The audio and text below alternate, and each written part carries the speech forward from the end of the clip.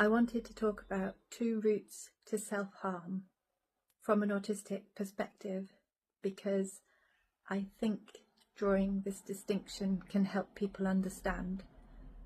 So in one version, the person has low self-esteem, hates themselves, is self-loathing, thinks that they're worthless and unpleasant, and wants to do themselves harm. They are punishing themselves. Their aim is to damage themselves.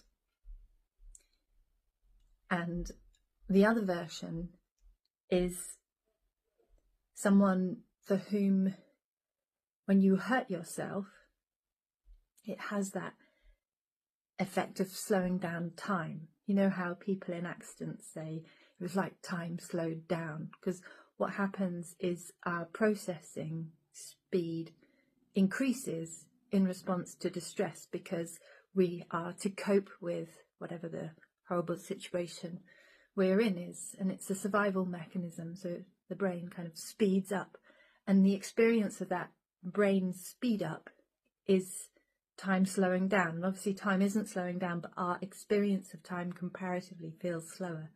So if you are somebody who is struggling to cope with an amount of stuff, there is so much going on, it's too much, you need a bit. If you could do something that slowed time down, it kind of buffers that experience a bit and makes it easier to cope with.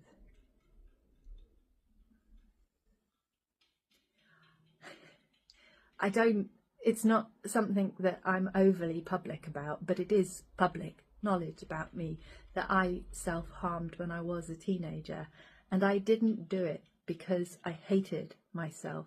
I did it in order to cope. It was constructive in a way. I wasn't trying to punish myself or hurt myself. I was actively trying to cope with stuff that was too much for me. And the response to the two different types, if you're hurting yourself because you want to punish yourself, you're self-loathing, the response is to build up self-esteem, to go, you're great, you're awesome. I could have thought that I was as awesome as I liked, and I would have still found that experience too much. What I needed was buffering time, periods of nothingness, not too much.